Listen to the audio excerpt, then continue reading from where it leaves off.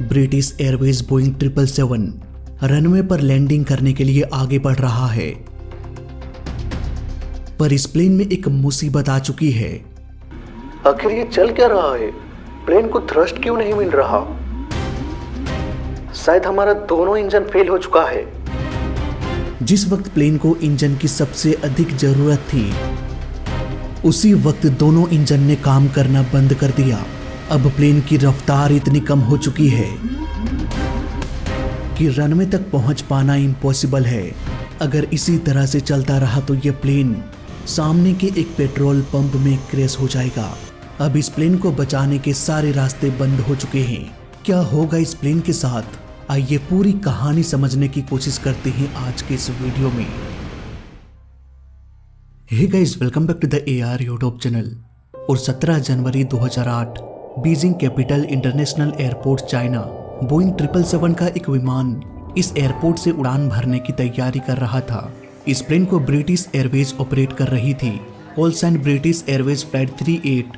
Plane में 136 passengers सवार हो गए, वहीं 16 क्रू मेंबर्स भी प्लेन में सवार हो गए।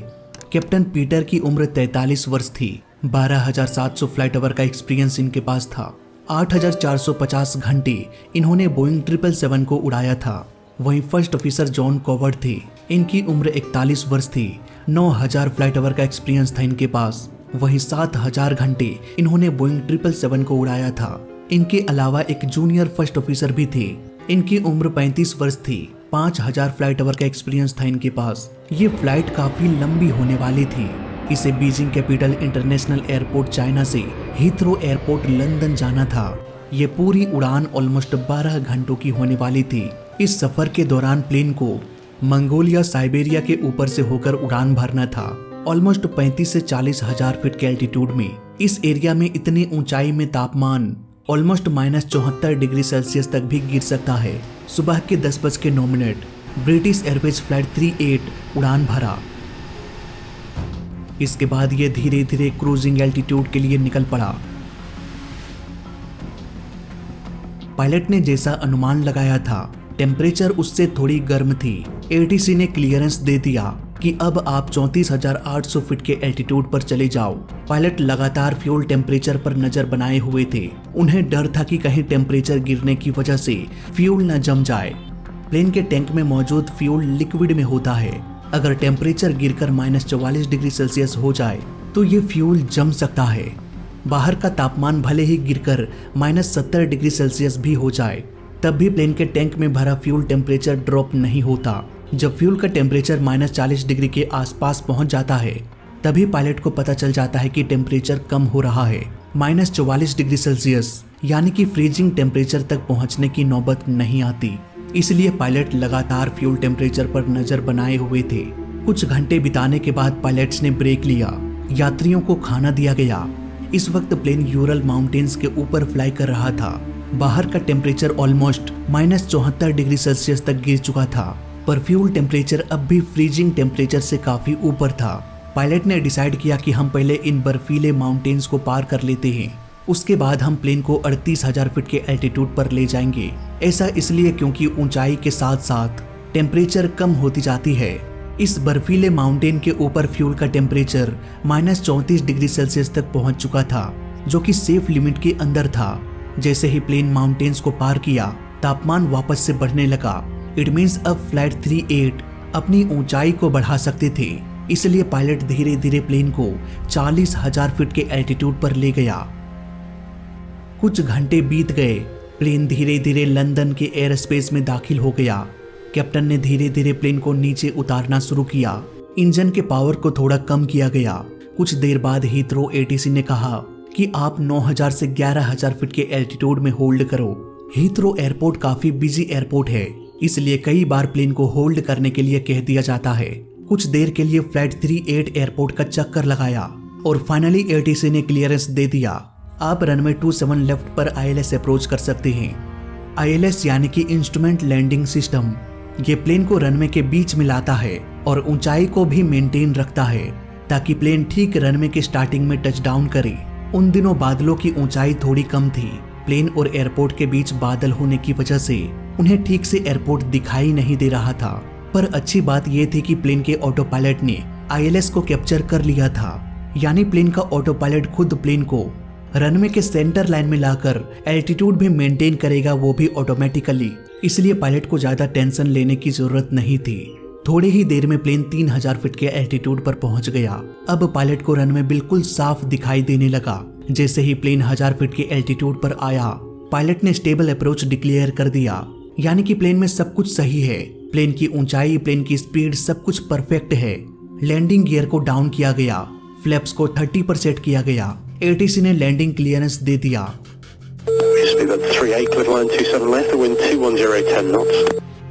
800 फीट पर कैप्टन ने प्लेन का कंट्रोल फर्स्ट ऑफिसर को दे दिया, ताकि फर्स्ट ऑफिसर भी मैनुअल लैंडिंग एक्सपीरियंस कर सके। महीने में 3-4 बार लैंडिंग के दौरान प्लेन का कंट्रोल इसी तरह से फर्स्ट ऑफिसर को सौंप दिया जाता है, ताकि वो भी धीरे धीरे एक्सपीरियंस हो जाए। प्लेन ऑलरेडी रनवे पर पूरी तरह से अलाइन था। कैप्टन ने ऑटो पायलट को ऑफ कर दिया, ताकि फर्स्ट ऑफिसर मैनुअली प्लेन को उतार सके। कैप्टन इस बात से पूरी तरह से अनजान थे कि जल्द ही वो मौत के मुंह में दाखिल होने वाले हैं, और फर्स्ट ऑफिसर इसके लिए बिल्कुल भी तैयार नहीं है। कुछ ही पलों के बाद प्लेन में गड़बड़ी शुरू हो गई। जैसे ही कैप्टन ने ऑटो पायलट को ऑफ किया, ऑटो थ्रोटल, जो जरूरत के हिसाब से ऑटोमेटिकली इंजन के पावर को बढ़ाता या घटाता है, इस ऑटो थ्रोटल ने इंजन के पावर को बढ़ाने का कमांड दिया, ताकि प्लेन का स्पीड 135 नॉट्स तक बनी रहे। अगले 40 सेकेंड्स में प्लेन के कंप्यूटर ने थ्रोटल को 4 बार आगे बढ़ाने की कोशिश किया। कई बार लैंडिंग के दौरान कंप्यूटर ऐसा करता है। ये कोई बड़ी बात नहीं थी, इसलिए तीनों में से किसी भी पायलट ने इस पर नोटिस नहीं किया। अचानक डिस्प्ले में दिखाई दिया कि राइट इंजन का थ्रस्ट तेजी से कम होने लग रहा है। ऑटो थ्रोटल ने स्पीड को मेंटेन रखने के लिए राइट साइड के थ्रोटल को आगे बढ़ा दिया। कायदे से राइट इंजन का थ्रस्ट अब बढ़ना चाहिए था, पर कोई भी रिस्पॉन्स नहीं मिला। राइट साइड के इंजन का पावर कम होकर आइडल पर चला गया। आइडल यानी कि इंजन ऑन तो है, लेकिन ये पावर जनरेट नहीं कर रहा, जो कि फाइनल अप्रोच के लिए बहुत जरूरी था। कैप्टन ने नीचे देखा, दोनों थ्रोटल आगे पीछे था।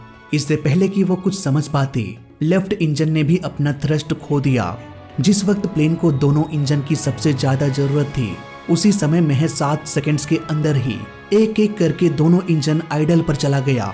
नतीजा प्लेन की रफ्तार कम होने लगी। कैप्टन ने कहा, ये अचानक स्पीड को क्या हो गया? आखिर ये सब चल क्या रहा है? आखिरी सेकंड्स में कैप्टन ने नोटिस किया कि थ्रोटल आगे की ओर बढ़ा हुआ है, पर इस थ्रोटल के अनुसार इंजन पावर जनरेट नहीं कर पा रहा। कैप्टन ने घबराते हुए कहा, मुझे इंजन से पावर मिल नहीं रहा, ये पावर नहीं दे रहा है। प्लेन के कॉकपिट में कोई भी वार्निंग नहीं था, कोई भी इमरजेंसी अलार्म नहीं बजा। सारा इंस्ट्रूमेंट्स एकदम सही से काम कर रहा था। यहाँ तक कि दोनों इंजन भी रनिंग कंडीशन में था। किसी भी तरह का एरर इंजन में दिखाई नहीं दिया। बस इंजन आइडल पर चला गया। कैप्टन ने दोनों थ्रस्ट लीवर को फुल कर दिया, फिर भी इंजन घूम तो रहा था, पर आइडल स्पीड पर। अब यहाँ पर कैप्टन ने थ्रस्ट को वापस से पीछे खींचा और फिर से आगे की ओर धकेल दिया, लेकिन फिर भी इंजन ने कोई भी रिस्पॉन्स नहीं दिखाया। इस सिचुएशन से कैसे डील किया जाए, किसी को भी कोई भी आइडिया नहीं था। ना ही इस तरह के कंडीशन के बारे में कभी ट्रेनिंग में बताया गया था। ट्रेनिंग के दौरान पायलट्स को बस इतना बताया गया था कि अगर दोनों इंजन बंद पड़ जाए तो इंजन को रीस्टार्ट करने की कोशिश करना। दोनों पायलट भली भांति ये जानते थे, लेकिन इंजन को रीस्टार्ट तभी कर सकते थे जब इंजन बंद हो। फ्लाइट 38 का इंजन तो पहले से ही स्टार्ट था, बस वो आइडल पर था। इतना थ्रस्ट नहीं दे पा रहा था कि वो प्लेन को आगे धकेल सके। ऐसे केस में क्या किया जाए? उस वक्त दुनिया के किसी भी एविएशन के किताब में ये नहीं लिखा गया था। ये सब देखते हुए कैप्टन काफी शॉक हो गए। फर्स्ट ऑफिसर ने कहा, लग रहा है जैसे इंजन फेल हो गया हो। पावर खोने के बाद भी दोनों पायलट ये कोशिश कर रहे थे कि प्लेन को रनवे के सीध में ही रखे। वो चाहते थे कि हम जितना नजदीक हो सके रनवे के उतने नजदीक पहुंच जाए। अब क्योंकि कैप्टन पीटर अभी तक समझ नहीं पाए थे कि प्लेन में चल क्या रहा है और इससे कैसे बचे, इसलिए इन्होंने प्लेन के ऑटो पायलट को ऑन करने के बाद इसे डिस्कनेक्ट नहीं किया था। ऑटो पायलट अभी भी ये कोशिश कर रहा था कि प्लेन को ग्लाइड स्लोप में बनाए रखे। इंजन थ्रस्ट नहीं दे रहा था। ऊपर से फ्लैप्स 30 पर होने की वजह से प्लेन में ड्रैग लगातार बढ़ता जा रहा था, जिससे प्लेन की रफ्तार और भी कम होती जा रही थी। इवन लैंडिंग गियर भी डाउन था, जो लगातार हवा के साथ टकराकर प्लेन को धीमा कर रहा था। ऑब्जेक्ट का स्पीड जितना कम होगा वो उतनी ही तेजी से नीचे गिरेगा। इससे बचने के लिए प्लेन के ऑटो पायलट ने प्लेन के नोज को ऊपर उठाना शुरू किया ताकि एंगल ऑफ अटैक बढ़ाकर लिफ्ट को मेंटेन किया जा सके। पर एंगल ऑफ अटैक बढ़ने का मतलब था अधिक ड्रैग, क्योंकि प्लेन का एक बड़ा हिस्सा हवा के अगेंस्ट आ जाता है। नतीजा स्पीड कम होते होते 115 नॉट्स हो गई। बोइंग 777 जैसे प्लेन इतने कम स्पीड में उड़ने के लिए नहीं बना। कॉकपिट में लो स्पीड अलार्म बजने लगा। कैप्टन पीटर ने स्टॉल से बचने के लिए प्लेन के नोज को नीचे करना शुरू कर दिया, पर ऐसा करने से खतरा ये था कि प्लेन जल्दी धरती से टकरा जाएगा और अगर नोज को अप करते हैं तो ये स्टॉल में चला जाएगा। ये तो वही बात हो गई कि आगे मौत और पीछे भी मौत। ब्रिटिश एयरवेज फ्लाइट 83 को सुरक्षित उतारने के लिए एक पार्क को पार करना था। रास्ते में एक पेट्रोल पंप भी था, उसे भी पार करना था। यहाँ पर कैप्टन ने फ्लैप को 30 से 25 पर सेट किया ताकि ड्रैग कम हो जाए। ऐसा करने से स्टॉल स्पीड 104 नॉट से 106 नॉट्स हो गई। कैप्टन धीमी गति से लड़ने के लिए एक ट्रिक का इस्तेमाल किया। जैसे ही प्लेन का स्पीड स्टॉल स्पीड के आसपास पहुंच रहा था, वो प्लेन के नोज को झुका रहे थे ताकि प्लेन तेजी से नीचे गिरने लगे। जैसे ही प्लेन रफ्तार पकड़ लेता, वो दोबारा से नोज को ऊपर उठा देते। स्टॉल से बचने का यही एक तरीका होता है, लेकिन ऐसा हाई एल्टीट्यूड में किया जाता है।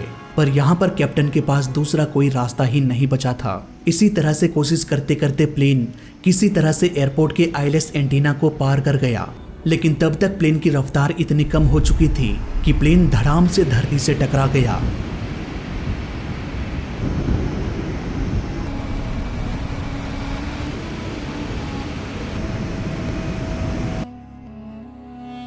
ये उस दिन का रियल पिक्चर है फ्लाइट 38 की। यहाँ हम साफ साफ अंदाजा लगा सकते हैं कि प्लेन कितना नीचे फ्लाई कर रहा था। ये फोटो उस वक्त की है जब ये प्लेन धरती से टकराया। आखिरी वक्त में प्लेन का योक तेजी से हिलने लग रहा था। ये बताता है कि प्लेन स्टॉल में जा चुका है। ये अब उड़ने की काबिलियत खो चुका है। क्रैश के वक्त कैप्टन ने नोज को एज पॉसिबल ऊपर रखा ताकि वो स्टॉल स्पीड के बॉर्डर पर टिका रहे। क्रैश से कुछ सेकंड्स पहले कैप्टन ने माइक ऑन किया और कहा, मेडे मेडे मेडे मेडे मेडे मेडे speed bird 95। Mayday, mayday, speed bird 95. यहाँ पर स्पीड बर्ड ब्रिटिश एयरवेज का ही नाम है। पायलट ने जल्दबाजी में स्पीड बर्ड 38 के जगह स्पीड बर्ड 95 कह दिया। 95 कैप्टन के अगले फ्लाइट का नाम था। प्लेन रनवे से 330 मीटर पहले घास पर उतरा। व्हील गीले मिट्टी में धंस गया, जिससे व्हील्स उखड़कर पीछे मुड़ गया। अब प्लेन का फ्यूजलेज डायरेक्ट जमीन से रगड़ खाने लगा। 100 नॉट्स की रफ्तार से प्लेन फिसलते हुए दाईं ओर मुड़ा। यहीं पर मेन लैंडिंग गियर भी टूट गया। प्लेन का पहिया उछलते हुए सीट नंबर 29 और 30 के बीच से होते हुए निकल गया। प्लेन के दीवार को तोड़ दिया। वहीं एक दूसरे व्हील ने विंग्स को तोड़ते हुए ऊपर की ओर निकल गया। कॉकपिट में इतना जोर का झटका लगा मानो प्लेन का टेल ही टूटकर अलग हो गया हो, पर रियल में ऐसा था नहीं। प्लेन के तीनों व्हील्स ने इम्पैक्ट को काफी हद तक सोख लिया। इवन कुछ पैसेंजर्स को तो पता भी नहीं चला कि इतना बड़ा हादसा हो चुका है। जब वो बाहर निकले तब उन्हें पता चला कि भाई यहाँ पर तो बहुत बड़ा कांड हो गया। एटीसी को शुरू से ही प्लेन पर डाउट हो रहा था, क्योंकि देखने से ही प्लेन की ऊंचाई कम लग रही थी। कंट्रोलर इतना घबरा चुके थे कि क्रैश होने से पहले ही उन्होंने इमरजेंसी बटन दबा दिया। क्रैश होने से पहले ही अलार्म बज चुका था कि एक बहुत बड़ा हादसा हो चुका है। जल्दी से फायर फाइटर्स की गाड़ियां रेडी हो जाओ। हालांकि अच्छी बात यह थी कि प्लेन में आग नहीं लगी। इवन फ्यूल भी लीकेज होने लग रहा था, फिर भी एक डोर को छोड़कर सारे डोर्स ओपन हो गया। 136 यात्री महज 90 सेकंड्स के अंदर ही प्लेन से बाहर निकल गए। उधर फायर फाइटर्स फॉर्म स्प्रे करने लगे ताकि लीक हो रहे फ्यूल टैंक में आग ना लगे। ये फॉर्म फ्यूल के ऊपर एक लेयर बना देती है ताकि ऑक्सीजन का कांटेक्ट इस फ्यूल से ना हो। प्लेन को टोटल लॉस डिक्लेयर कर दिया गया, यानी कि प्लेन इतना डैमेज हुआ कि उसे दोबारा से ठीक नहीं किया जा सकता और न ही इसके पार्ट्स को दोबारा से यूज किया जा सकता है। इस हादसे ने पूरी दुनिया को सोचने पर मजबूर कर दिया। इतनी भयानक लैंडिंग जहां प्लेन पूरी तरह से तबाह हो गया, फिर भी सारे लोग बच गए। आखिर कैसे? आखिर इस प्लेन में क्या हुआ था? क्यों ना तो इंजन बंद हो रहा था और ना ही ये पावर जनरेट कर रहा था। क्यों 7 सेकंड्स के अंदर ही दोनों के दोनों इंजन आइडल पर चला गया? ऐसे बहुत सारे सवाल थे जिनका जवाब इन्वेस्टिगेटर्स को पता लगाना था। शुरुआत में इन्वेस्टिगेटर्स बहुत सारे तथ्यों पर जांच कर रहे थे, जैसे कि बर्ड स्ट्राइक, पर इंजन को देखने से कहीं भी ऐसा नहीं लगा कि बर्ड स्ट्राइक हुई हो। इंजन आखिरी पलों तक बिल्कुल सही सलामत था, बस वो पावर जनरेट नहीं कर रहा था। क्या प्लेन में फ्यूल खत्म हो गई थी? जांच से पता चला कि नहीं, टैंक में तो क्रैश के बाद भी काफी मात्रा में फ्यूल मौजूद था। क्या फ्यूल कंटेमिनेशन हो गया था? लेकिन लैब टेस्टिंग से पता चला कि ईंधन बिल्कुल साफ था। शुरुआती जांच में कहीं भी कोई भी गड़बड़ी नजर नहीं आ रही थी। कुछ दिनों बाद FDR का डेटा आ गया और इसमें एक अजीब बात सामने आई। इसे समझने के लिए हमारे पास कुछ बेसिक जानकारी होनी चाहिए। प्लेन का ऑटो थ्रोटल या कहें कंप्यूटर प्लेन के थ्रस्ट लीवर को अप या डाउन करता है। थ्रोटल को आगे की ओर धकेलने से इंजन के अंदर अधिक फ्यूल सप्लाई होता है, जिससे इंजन का थ्रस्ट भी बढ़ जाता है। जब ऑटो थ्रोटल ने आदेश दिया कि इंजन के थ्रस्ट को बढ़ाओ, तब इंजन को अधिक फ्यूल की जरूरत थी। इसलिए लैंडिंग के समय फ्यूल का फ्लो जहां 4000 से 5000 पाउंड पर आवर होता है, वो बढ़कर 12000 पाउंड पर आवर हो गया। यहाँ तक तो सब कुछ ठीक था, लेकिन ऑटो थ्रोटल के आदेश के बिना फिर से फ्यूल फ्लो घटकर 12000 पाउंड पर आवर से 5000 पाउंड पर आवर हो गया। सीधे शब्दों में ऑटो थ्रोटल कह रहा था कि फ्यूल सप्लाई बढ़ाओ, लेकिन किसी वजह से फ्यूल सप्लाई कम होने लगा। आखिर ये फ्यूल सप्लाई धीमा क्यों हुआ? इसका जवाब छुपा हुआ था फ्यूल ऑयल हीट एक्सचेंजर में, यानी कि FOHE में। जब भी प्लेन -60 -70 डिग्री सेल्सियस के टेम्परेचर में उड़ान भरता है, तो विंग्स में भरा हुआ फ्यूल काफी ठंडा हो जाता है। इसलिए इस फ्यूल को ऑयल हीट एक्सचेंजर से गुजारना पड़ता है। ये एक छोटा सा चैम्बर होता है, इसमें भरा होता है गर्म इंजन ऑयल। जब इंजन फ्यूल को बर्न करता है, तो इसका इंजन ऑयल बहुत गर्म हो जाता है। इसलिए इस इंजन ऑयल को ठंडा करने के लिए इसे फ्यूल ऑयल हीट एक्सचेंजर में भेजा जाता है। वहीं दूसरी ओर फ्यूल जो प्लेन के टैंक से आता है, वो काफी ठंडा होता है। ये ठंडा फ्यूल ऑयल हीट एक्सचेंजर से होकर गुजरता है, जहां पहले से ही गर्म इंजन ऑयल मौजूद होता है। इस चैम्बर में दोनों तरफ धातु की दीवार होती है, जो गर्म इंजन ऑयल की वजह से गर्म हो जाता है। जब ठंडा फ्यूल यहाँ पर पहुंचता है, तो गर्म दीवार के संपर्क में आने से फ्यूल भी गर्म होने लगता है। इसी दीवार में छोटे छोटे बहुत सारे पाइप्स होते हैं।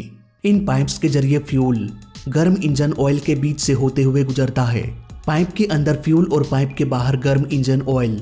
जब ठंडा फ्यूल हीट एक्सचेंजर के उस पार पहुंचता है, तब तक ये काफी गर्म हो जाता है और आसानी से इंजन में बर्न होने के लिए तैयार हो जाता है। इसके बाद एक हाई प्रेशर पंप से फ्यूल को सक किया जाता है और इंजन तक भेज दिया जाता है। ये प्रोसेस तब तक चलता रहता है जब तक इंजन रनिंग कंडीशन में होता है। जांच से पता चला कि फ्यूल पंप में कहीं भी ब्लॉकेज नहीं था, यानी कि फ्यूल को इंजन तक पहुंचना चाहिए था। लेकिन यहाँ पर एक चीज थोड़ी अजीब थी।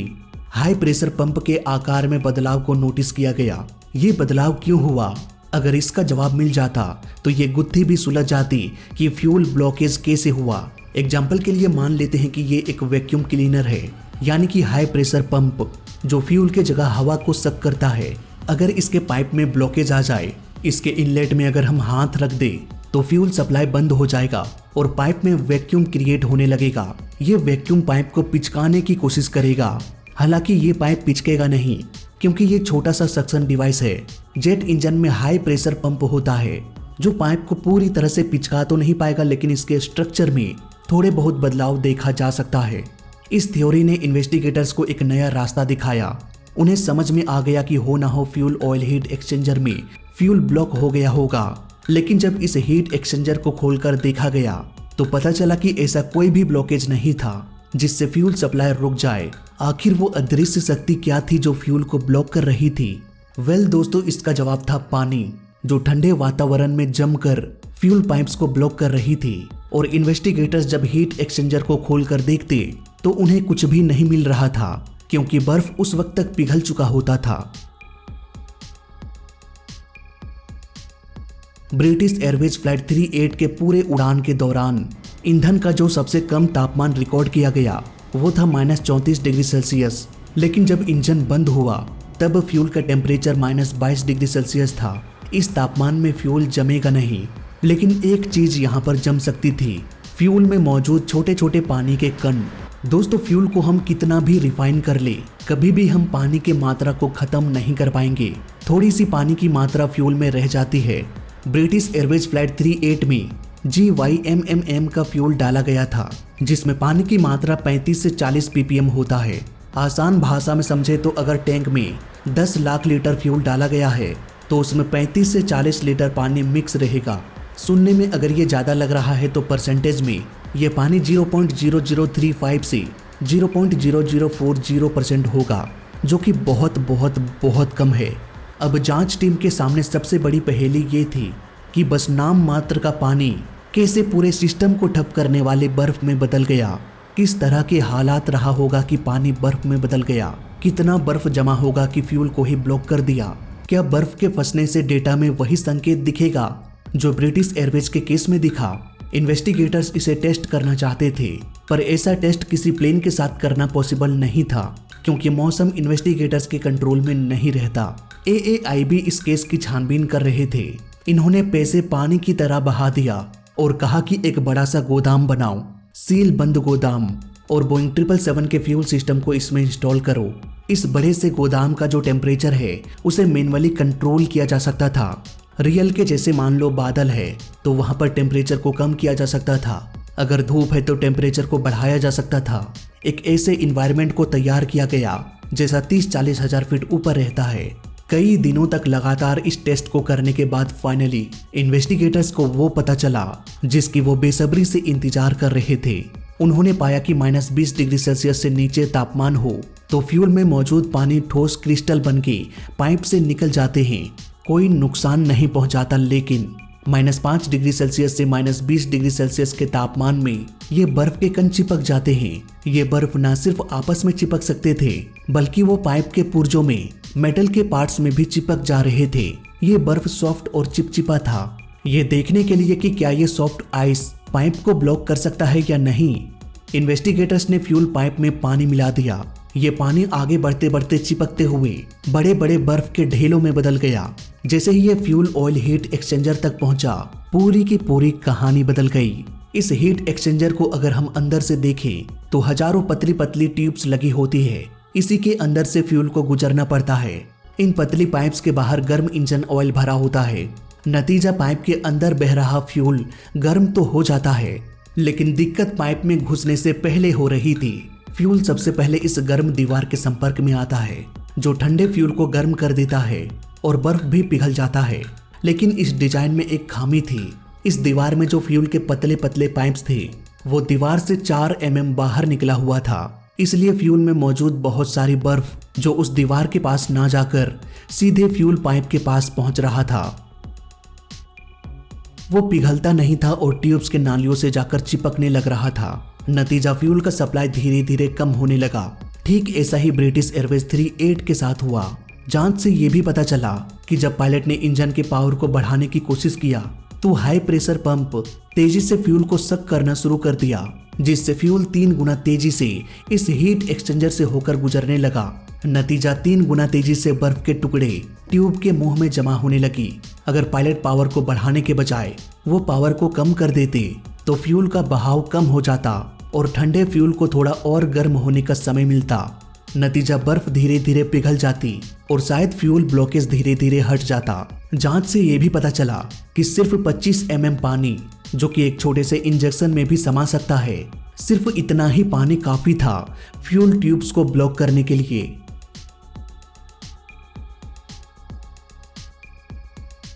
ऑफिशियल रिपोर्ट के अनुसार जब ब्रिटिश एयरवेज फ्लाइट 38 बीजिंग से उड़ान भरा तो ईंधन में मौजूद पानी धीरे धीरे जमने लग रहा था। जब विमान अपने मैक्सिमम एल्टीट्यूड पर पहुंचा तब इन पाइप्स में बर्फ का जमना शुरू हो चुका था, पर क्योंकि इतने एल्टीट्यूड में अधिक ईंधन की जरूरत नहीं पड़ती, इसलिए जितनी मात्रा में बर्फ जम रही थी उतनी बर्फ पिघल भी रही थी। जब प्लेन धीरे धीरे नीचे आने लगा, हवा की वजह से ड्रैग बढ़ने लगा, तो ऐसे में पावर को बढ़ाने की जरूरत होती है, जिससे फ्यूल अधिक तेजी से इन ट्यूब से होकर गुजरती है। नतीजा बर्फ पिघलने का प्रोसेस धीमा हो गया और जमने का प्रोसेस तेज।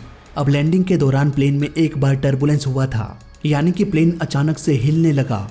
नतीजा पाइप के दूसरे हिस्सों में जहां पर बर्फ जम के चिपका हुआ था वो सारी बर्फ टूटकर इस पतले ट्यूब के पास आ गया और फ्यूल को ब्लॉक कर दिया। फ्यूल का सप्लाई लगभग रुक जाने से इंजन इतना पावर नहीं जनरेट कर पा रहा था कि प्लेन को रनवे तक पहुंचा पाए, लेकिन थोड़ी थोड़ी मात्रा में फ्यूल इंजन तक पहुंच रहा था, जिसकी वजह से इंजन बंद नहीं हुआ बल्कि वो आइडल पर रन करता रहा। इसलिए कॉकपिट में इंजन फेलियर का अलार्म कभी बजा ही नहीं। अब क्योंकि फ्यूल प्रेशर को नापने वाला sensor fuel oil heat exchanger के पहले लगा हुआ था और गड़बड़ी इस सेंसर के बाद हो रही थी, इसलिए सेंसर ये डिटेक्ट नहीं कर पाया कि फ्यूल सप्लाई रुक चुका है और कॉकपिट में फ्यूल से रिलेटेड कोई भी वार्निंग नहीं आया। दोनों पायलट ने बेहतरीन काम किया दोस्तों। वो घबराए नहीं और अपनी सूझबूझ से प्लेन को ग्लाइड कराते हुए स्टॉल में जाने से बचाए रखा, नहीं तो ये किसी पत्थर की तरह नीचे गिर जाता। लैंडिंग के आखिरी सेकंड्स में पायलट ने फ्लैप्स को 30 से घटाकर 25 डिग्री कर दिया। इन्वेस्टिगेटर्स ने पाया कि अगर फ्लैप्स को घटाया नहीं जाता तो ड्रैग इतना बढ़ जाता कि ये प्लेन 50 मीटर पहले ही गिर जाता और ठीक 40 मीटर पहले एक कंक्रीट की दीवार थी। कंक्रीट का एक चबूतरा मौजूद था जिसमें लोहे के बहुत सारे खंभे थे। अगर फ्लैप्स को घटाया ना जाता तो प्लेन इन खंभों से टकरा जाता। कैप्टन की इस बहादुरी पर उसे मेडल देना चाहिए था, लेकिन बदले में उन्हें मिला नर्क जैसी जिंदगी। हादसे के बाद ब्रिटिश एयरवेज ने कोई भी स्टेटमेंट देने से मना कर दिया। नतीजा एक झूठी खबर फैलने लगी कि कैप्टन की लापरवाही से यह हादसा हुआ। ब्रिटिश एयरवेज इस बारे में चुप रहा।